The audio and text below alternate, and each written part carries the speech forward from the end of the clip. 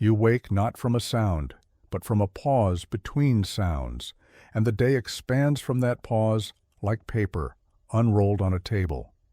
The world is measured in small surfaces and short distances, in the angle of a shoulder against soil, in the weight of a strap across the chest. The body moves before the mind narrates. This is not instinct. This is practice compressing thought into posture. The ear becomes a barometer for absence. The eye becomes a tight aperture that refuses its old appetite for wide frames. The hands seek tools and not screens. The calendar shrinks to 3 units, before, during, after, and repeats.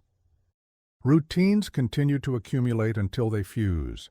Hydration is not thirst, but a timed decision attached to a container that lives in the same pocket every time.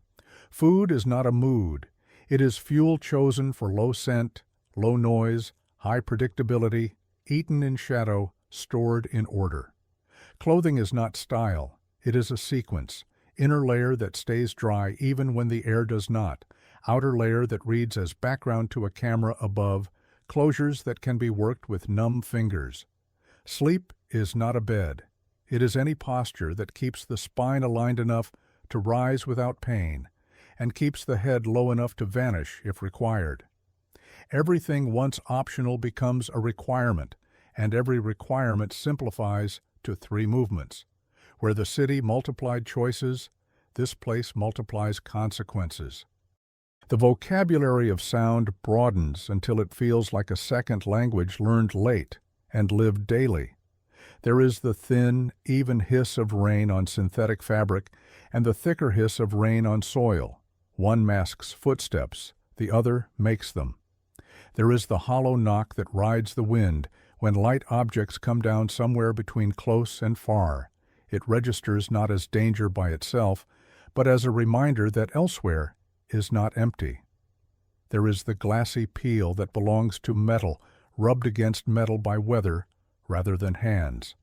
A structure is loosening and will call attention if not bound. There is the soft pelting that is only particles against a surface you cannot see. It means a layer is taking the force meant for you. The ear counts, sorts, and names without words. The mind files the counts into maps of risk. Light acquires duties. Early light thickens rather than brightens. It reveals edges of the ground and hides edges of the air. Midday light compresses shadows.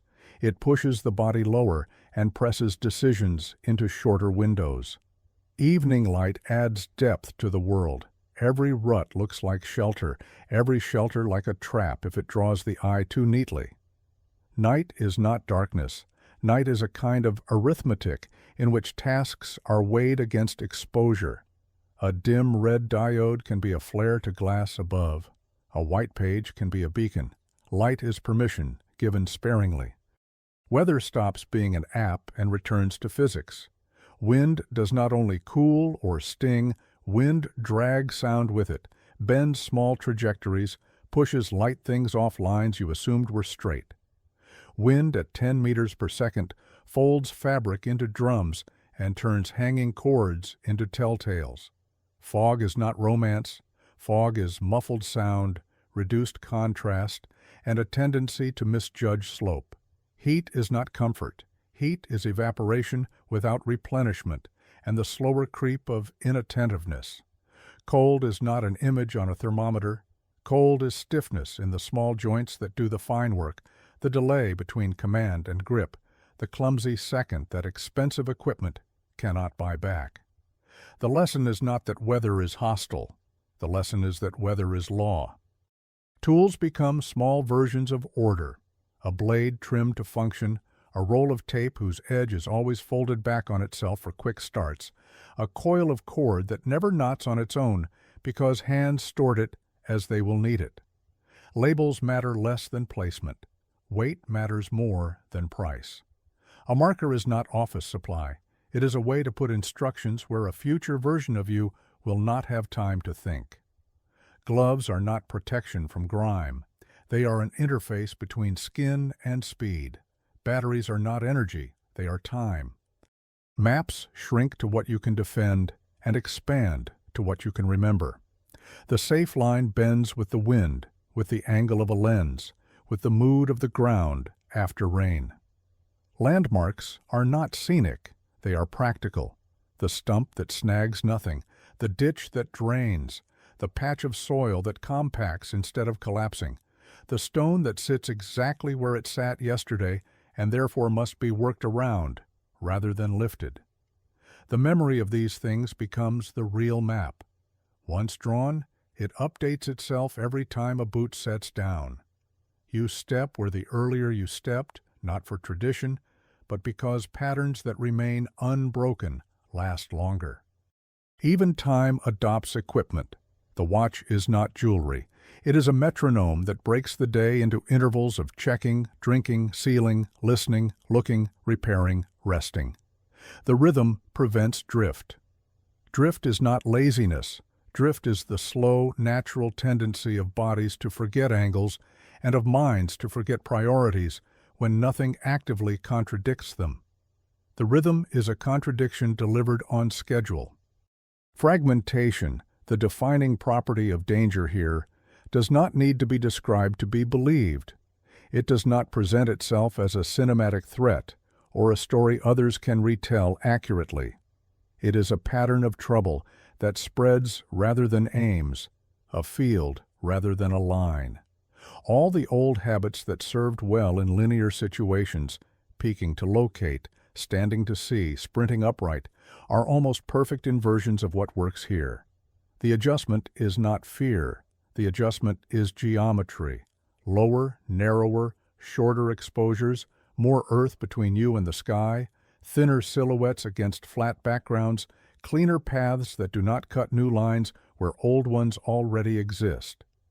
Medical care becomes not heroism, but logistics. The kit is a set of priorities inside fabric. The order of items is as crucial as the items. Tourniquet in the same hand every time, sealing items in the same pouch, cutting tools always away from the closures that must be accessed quickly. The steps are never performed for the first time under pressure because they remain somewhere between ritual and reflex. The aim is not to add bravery. The aim is to remove indecision. Health itself is redefined as readiness to move, readiness to think evenly, readiness to work while cold, while wet, while short on sleep. It is measured by how small a margin the body needs to stay competent. Rest is measured too. It is not earned by exhaustion. It is scheduled because clarity later depends on investment now. The shape of rest is utilitarian, a position that guards against cramping, a layer that deceives the air into thinking the skin ends farther from the wind, a surface that does not wobble when the brain releases its hold. Dreams sometimes arrive from places that no longer match who you are.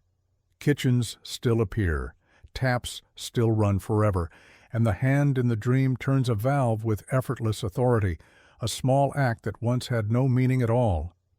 Waking from that is not sadness, it is instruction. It is the mind nursing gratitude into habit.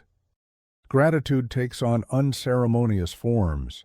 A wedge of wood that diverts water where it would otherwise pool in a corner becomes proof that a small fix now saves a larger fix later. A seam stitched straight enough to hold, but crooked enough to be invisible to a careless look, becomes an act of humility executed for strangers. A step tamped to the correct firmness becomes a conversation with your future weight. None of this is dramatic. That is the point. The opposite of drama is not boredom. The opposite of drama is reliability. Reliability is built from inspection. The eye searches small places, where fibers rub on metal, where fasteners pull on cloth, where friction concentrates, where soil caves along a line drawn by gravity and water and boot heels. The ear checks for looseness in things that should be quiet, tarp flaps that will shape themselves into flags if not quieted, lengths of cord that will buzz like wires in certain winds and present a picture that reads artificial to a lens set high and impatient. The hand checks for stickiness where it should be smooth, for grit where a seal should be clean, for cold in a device that should be warm if it has been working, and for warmth in one that should be cool if it has been idle. Inspection is not paranoia. Inspection is faith expressing itself as work. Communication becomes deliberately thin. Words shrink until they perform work and then stop. Explanations cease to be internal monologues and become external markers. The label that will stop a hand from opening the wrong pouch. The symbol that will remind a later mind why a cord goes where it goes. The tick on a line that shows where to stop without measuring. Silence is not emptiness here. Silence is the protective layer on top of the instruction set. After enough cycles, the behaviors migrate back into the self that once lived in a city. The migration is not dramatic either.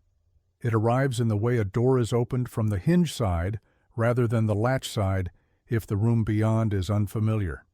It arrives in the way a seat is taken facing the exit without anxiety, the way a window is approached from an angle, the way a timetable in a station is read with attention to the small print that lists alterations rather than the large print that promises comfort. No alarm is declared. The body simply continues to guard margins.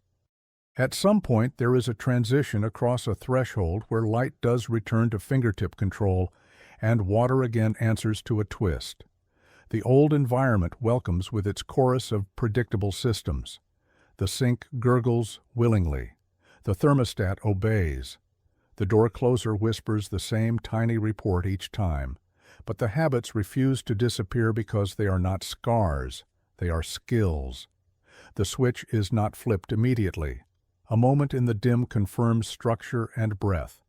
The valve is not flung, it is turned, and the stream is measured, not because measurement is needed here, but because measurement keeps the mind honest about plenty.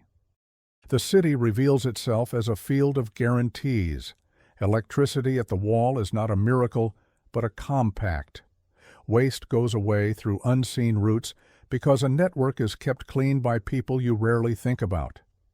Grocery shelves look like abundance, but are really schedules made visible. The guarantees are not invulnerable. They are resilient because they are repaired frequently by professionals who treat inspection as faith. Seeing this, the mind refuses to romanticize fragility. Gratitude becomes an ethic rather than a mood. It is paid forward in the form of maintenance. A hinge oiled before it squeals, a filter changed before it clogs, a note written to a future tenant or a future self about which valve to close first when a pipe complains. One day, sound enters from outside in a way you would not have noticed before. A helicopter somewhere far off. The mind registers it as neither threat nor spectacle, just as a fact with a vector and a pace. The old vocabulary of sound overlays the cities, and for a moment the two languages touch. The ear names layers without effort, distant machinery, close footsteps on a stair, the soft torque of a neighbor's faucet, wind tilting rain against glass. There is no fear in the naming, only awareness. Awareness demands nothing. It simply keeps the body aligned with reality. The body, in turn, continues to place objects with the same logic learned elsewhere. Keys find the same surface and face the same way. The bag is hung on a hook because floors are where water eventually travels when something upstream fails. A flashlight lives within reach and is tested not out of anxiety, but as once tests a smoke alarm, quietly, without ceremony, while no one is watching. A small kit of minor repairs sits where it will be found by hands that do not usually fix things. None of this announces itself as identity. It is conduct. It is the practice of lowering the maximum cost of surprise. Time returns to its larger scaffolding, projects, weeks, months, but retains the inner metronome. Work blocks are still measured because measurement induced focus when distraction once wandered freely. Food is still scaled to function. Sleep still begins without a screen because the screen taught the mind the wrong sorts of pause. On a walk, wind direction is checked out of habit.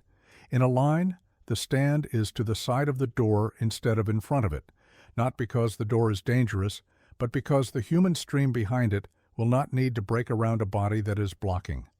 The instinct to leave room for contingencies becomes a courtesy. There is a tendency in peacetime to treat preparedness as paranoia and improvisation as creativity. The pattern learned elsewhere defends a different thesis. Preparedness is respect for yourself, for others, for the systems that deliver water and warmth and quiet and law. Improvisation is an emergency trait, rare and valuable, but less valuable than the routine that never requires it. The mind becomes suspicious of drama, not because drama is always false, but because drama is expensive, and a culture of maintenance spends its wealth in small amounts on time, tools, and training so that it never has to pay in large amounts all at once. Now and then, the dream kitchen returns.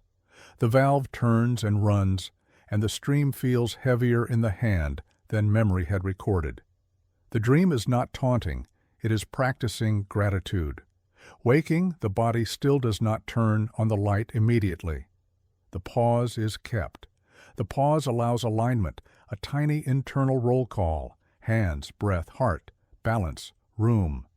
The room answers back with its own roll call, frames, hinges, valves, outlets, windows. Two lists recognizing each other. Then the switch goes up, not as a signal that safety has been purchased, but as a token of trust that can be renewed as often as needed with work. The work remains modest. Name a thing, check a thing, fix a thing, teach a thing, file a thing, label a thing, store a thing, test a thing, clean a thing. The sequence seems boring. That is because it is designed to be boring. Boring is what safety looks like from the inside. Relief from drama is not an absence. It is the presence of routines that carry weight so people do not have to. The culture that honors such routines appears unromantic until the day it is tested, and then it looks like care. Memory sometimes reaches for a narrative with characters and speeches and single moments that proved something essential. The memory trained elsewhere does not comply. It prefers posture to biography, checklists to chapters, quiet tools to eloquent speeches. It prefers to show, not in scenes, but in systems. A door kept closed when wind starts to misbehave. A light kept low when the night has eyes. A step shaped so ankles will not fail a stranger. It prefers a form of courage that could be mistaken for tidiness. The idea of silence evolves. Silence is not an empty track between events. Silence is a working layer, an insulator that lets signals be read without distortion. It can be as audible as rain on plastic, as visible as steam that refuses to fog glass because ventilation was considered and built, as tactile as fabric that does not chafe where movement repeats. Silence includes the decision not to narrate every competence to oneself, a relief from commentary in favor of presence. Presence, meanwhile, is not a mystical state. It is logistics lived small. It is the stern refusal to let fantasy speak louder than friction. It is acknowledging the limits of bodies and using tools to widen those limits a little. It is sitting lower, looking less, listening more, drinking on schedule, fixing what you notice, learning the alphabet of weather and the grammar of risk, placing objects now where hands will need them then, teaching muscles paths that do not require permission from panic. It is prosaic and the opposite of dull. Hours pass, days pass. The life that seemed to require constant novelty reveals that it actually requires reliable cycles into which novelty can land without breaking anything. The mind stops asking to be entertained and starts asking to be useful. Utility finds it. There is always a surface to clean, a filter to replace, a joint to align, a route to memorize, a number to record, a device to test, a container to refill, a person to teach how to do a small thing that prevents a large thing. Preventing large things becomes the quiet art that spreads. In that art, humility is the first tool. The second is attention. The third is repetition. Nothing else wears so well. Pride is loud and exhausts itself. Attention stays soft and stays. Repetition is accused of monotony by people who do not understand what monotony keeps away. The practice continues, not to prove anything, but to keep a promise made in the place where promises were delivered as posture and timing rather than as words. The body keeps the metronome whether or not anyone applauds. It will keep it in shops and stations and rooms and streets. It will keep it next to those who still love bright frames and tall silhouettes and sudden movements for their own sake. It will not scold. It will simply stand slightly to the side, hold a door with the elbow, not the wrist, ask the question that maps to the underlying system instead of the visible surface. It will put tools away where the next person will find them. It will drink water before thirst decorates the choice with drama.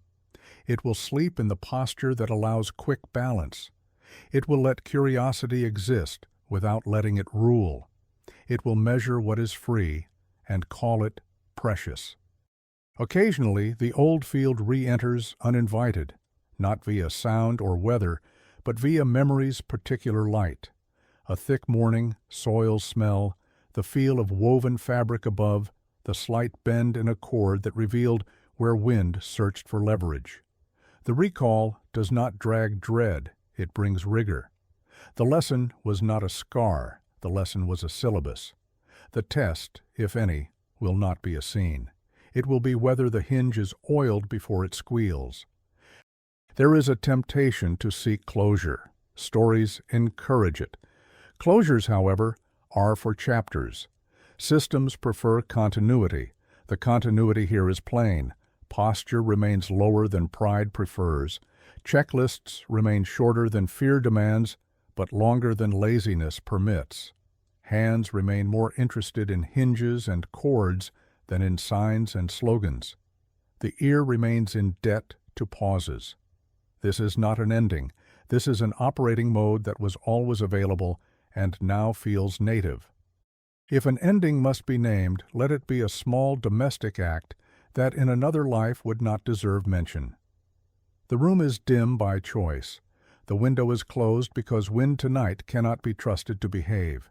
It has been full of itself all afternoon. A wedge still does its work where water might make a corner sullen. The surfaces have been wiped because dust becomes slurry, when damp and slurry becomes grit, and grit becomes failure. The canteen in this life is a glass at a tap, and the valve is turned half, not full, because half is plenty, and the habit of plenty carries risk when one day plenty is not there. The stream runs, and the hand under it registers temperature as information and not as comfort. The ear names the pulse in the pipes as healthy, the glass fills, the valve closes. The silence that follows is not empty, it is confident. You lift the glass and drink on schedule, not because the schedule is a chain, but because it is a promise you kept to the body that once learned the price of whim. The water has no taste. That is the taste of safety. You set the glass down in its place, so you will reach for it without looking next time.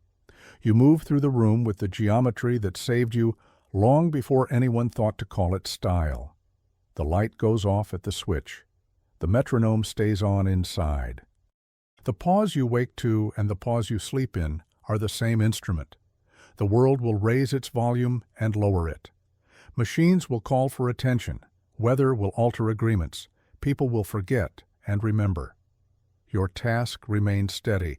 Listen for the silence that carries signals. Tend the small systems that feed the large ones. Treat guarantees as tasks. Treat drama as a debt best avoided. Measure what is free and pay for it with care. If there is a moral here, it is so ordinary that it risks invisibility. In a field of fragments, seconds, and systems, keep you whole. There is a further discipline that grows only after the first set of routines feels natural. The discipline of layers. The first layer is posture and timing. The next is redundancy. Two ways to do a small, vital thing make failure less likely than one proud way. Redundancy is not luxury. Redundancy is humility, building a second bridge beside the first before the river rises.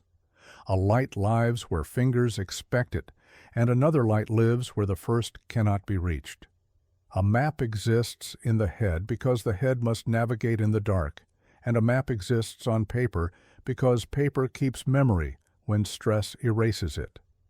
Water is carried in one container because the body needs it, and a second container sits where a future body will thank a past decision. Redundancy is expensive only until you measure the cost of being wrong once. Layering extends to attention. One sense notices absence, another senses pressure. A third checks temperature on a surface before commitment. Sound is read for edges. Air is read for changes. Surfaces are read for recent history. Scuffs. Dust stirred in one direction, a stain that outlines the flow of last night's leak. Vision narrows to a slit under stress. Hearing widens. The countermeasure is practiced early, a long blink to reset the eye, a deep inhale that forces the chest to expand and the ears to catch the room's baseline, a touch on a known seam to anchor the hand and steady what the eye will do next. Small resets keep the day from sliding into the kind of tunnel where minds make mistakes. Risk stops feeling like a single beast and starts reading like a ledger with 4 columns: hazard, exposure, vulnerability, consequence. If any column can be lowered, total risk drops. Hazard is what the world does. Sometimes it cannot be changed. Exposure is how much of you the world can reach. That can be reduced by posture, distance, and time. Vulnerability is how easily you can be damaged if reached. That can be reduced with training, clothing, and protective design. Consequence is what happens after damage.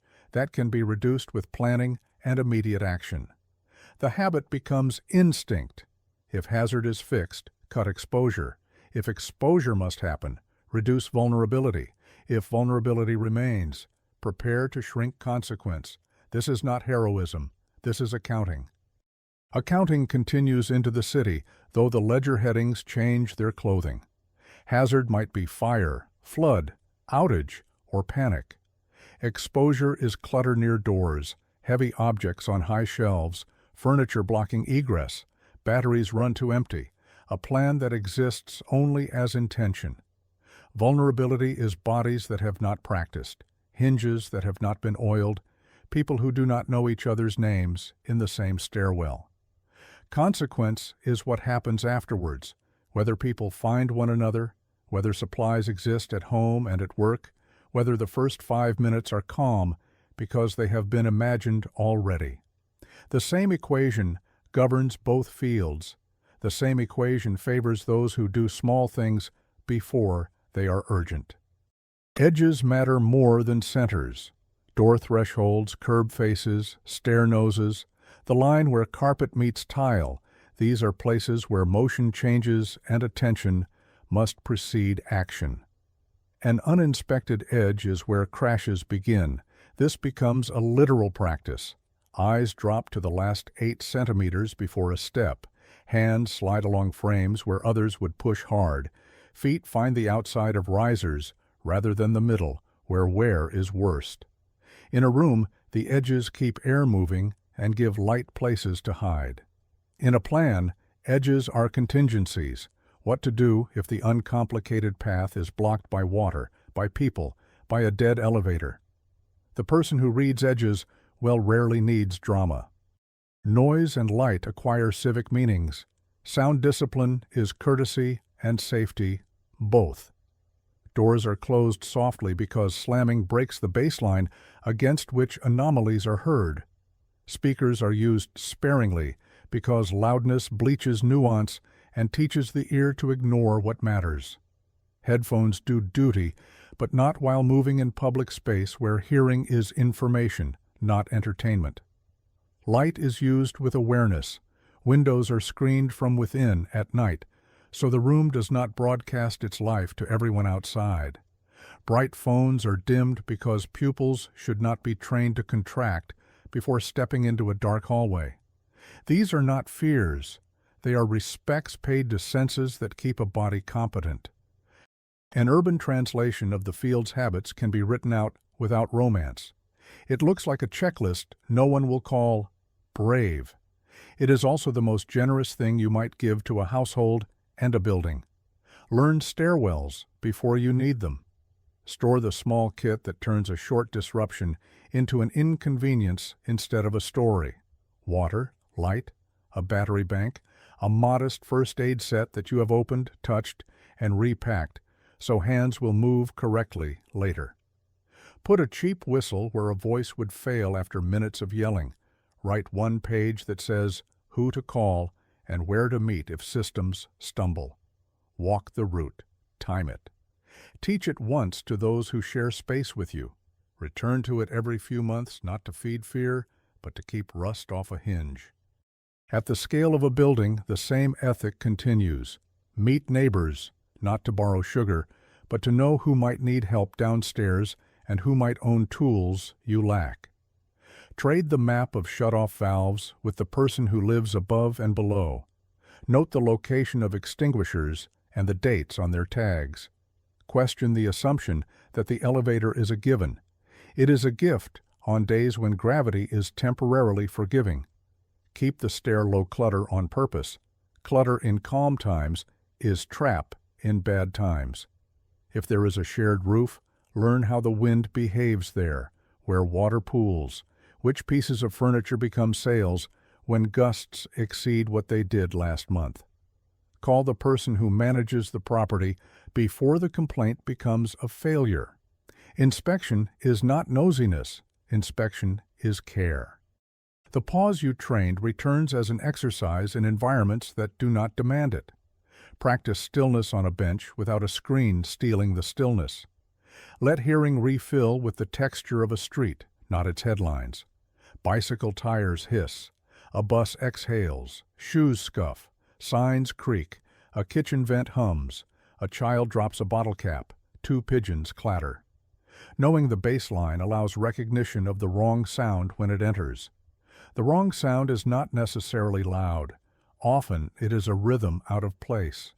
Awareness that is not hungry for spectacle allows quick, correct involvement when help is needed, and the also important restraint when someone else is already doing the job. There is an ethic that grows in the quiet after habits take root. It resists spectacle as an organizing principle. It notices how often fictional accounts assign meaning to isolated bravery and miss the larger truth that most survival is purchased wholesale by maintenance, not retail by heroics. It honors trades that the loud world forgets, those who keep water clean, electricity steady, roads passable, valves labeled, ducts swept, sensors calibrated, batteries replaced on schedules that prevent stories. It thanks without performance. It tips generously when service is the form that care takes. It writes a note to a municipal department not only to complain, but to praise when a fix is made on time.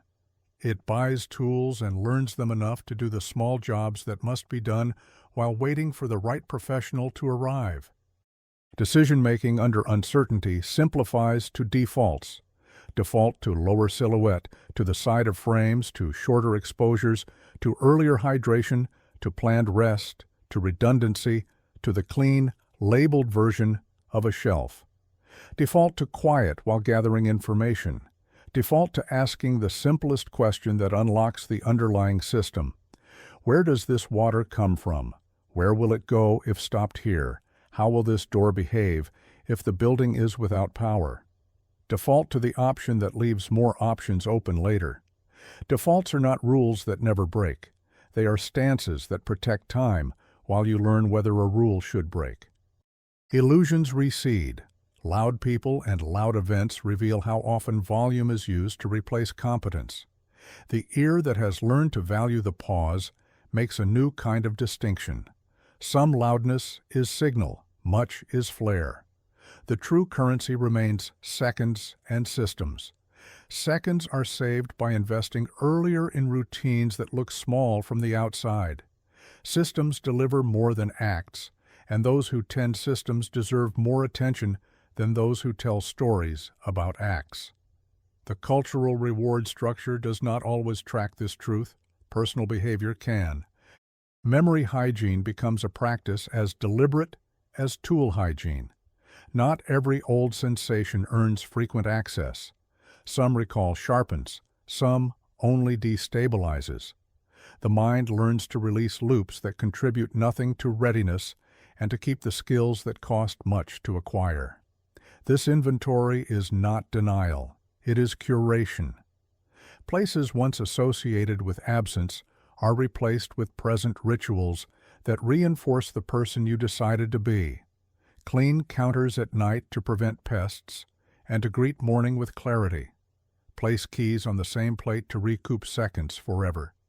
Prepare clothes the night before, not because morning is a battle, but because discipline before sleep is the cheapest form of kindness to tomorrow's self. Space design shifts subtly. Furniture is placed to leave clean paths. Rugs stop stealing edges because their corners are taped. Lamps are chosen not only for warmth but for how they shape night vision on the way to a door. Heavy objects live low. Breakables live where they will not become fragments underfoot.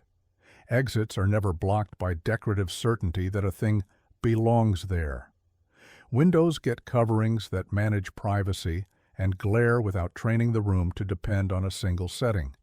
Ventilation is checked, filters changed on schedule, intakes kept clear. These acts are not obsessive. They are inexpensive ways to pay risk down with attention. Weather, even when gentler than the fields, receives respect. Gutters are cleared because water ignores intention and pays attention only to slope. Balcony items are lashed before storms because the air loves to borrow unsecured objects and return them in other people's stories. Drains are tested. Seals are not assumed to love you forever.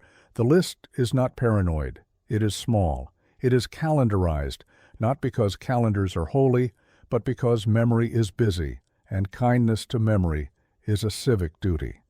Neighbors copy each other not because they fear being judged, but because good habits are contagious, and this is one contagion worth spreading.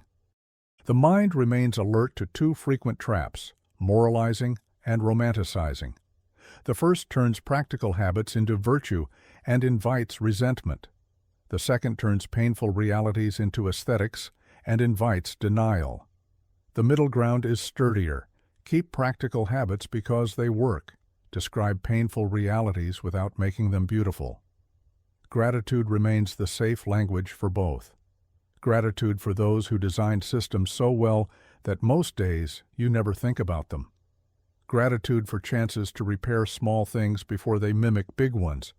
Gratitude for rain that teaches you water's path without washing anything away today. Gratitude for the pause between sounds that arrives with the same reliability as the sound and reminds you that awareness is a renewable resource. Training remains an ongoing, ordinary act. It happens in 10-minute pieces. Practice turning off water at the right valves. Run the stairs with calm feet, eyes on edges, one hand gliding a rail. Rehearse reading a manual by doing the first step, not the 10th. Lay out a basic trauma kit and put hands on each item in the order you would use it. Mark with tape the height of flood remnants after a storm, so your future self understands what once in a decade looks like in centimeters instead of phrases. Use wind to teach. Turn your face to it. Listen for what it carries. Plant your body where it is less of a sail. Notice how voices drift along buildings aligned a certain way. Note how a gust plays with awnings to make a sound the ear will remember. Let snow teach load and traction. Let heat teach hydration schedules rather than thirst ledgers. Let power outages teach light discipline and the value of devices that do not need a wall to function. Community practice is the multiplier.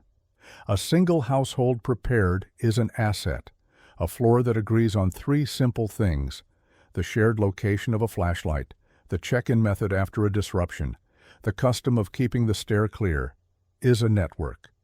A building that runs a quiet drill becomes a place where children learn poise that will serve them in any field without scaring them. A block that knows who has mobility limits and who can carry weight becomes a place that distributes effort without theater. The mental model shifts from me guarding mine to we lowering peak load on the worst minute. The worst minute may never arrive. The investment will still have paid for itself in neighborliness. Senses continue to serve, kept honest by practice and protected from the numbing that abundance can cause. The ear takes short vacations from headphones to hear the texture of safe days. The eye continues to favor edges. The hand continues to seek seams. The nose keeps its small talent for smelling overheated plastic, gas where none should be, damp where mold would love to grow. These are gifts, not burdens. Gifts stay sharp when used. If the entire ethic must be placed in a single sentence to carry in a pocket, make it this: lower your maximum surprise by raising your minimum preparation. It reads dry. It delivers life. It protects seconds, which are the only currency you will always want more of in crisis. And it tends systems, which are the only way those seconds convert into outcomes you like. On certain mornings, the metronome inside seems louder than the world. That is fine. The world will crescendo again, as worlds do. You will keep the count and let volume pass without letting it define you. The pause will continue to be an instrument, first in the field that taught it to you, then in streets and rooms that now benefit from its music. A glass will fill, a valve will close, a silence will follow that is not empty, but confident. Routines will shoulder the weight you once assigned to luck. The ledger will balance not by miracle, but by care. You will still allow wonder. Wonder lives safely beside discipline when wonder does not demand spectacle to exist. The shape of a storm front on the horizon, the sudden clean air after rain, scrubs a city, the sound of leaves in a certain wind, the way sunlight finds a seam on a table and turns dust into stars. None of this interferes with readiness.